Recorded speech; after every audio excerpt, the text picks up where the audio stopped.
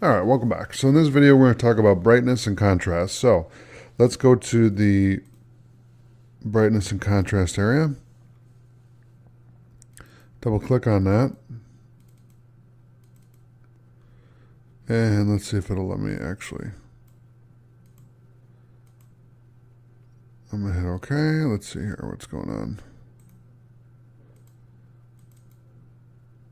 There we go.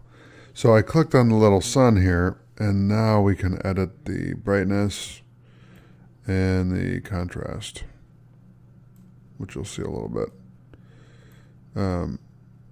If we had masks, then we can add to that as well. We can set this to auto, so it's going to set it back to the default. Use legacy or auto, which is at 40 and 40. So that is the brightness and contrast. Thanks for watching. I'll see you in the next video.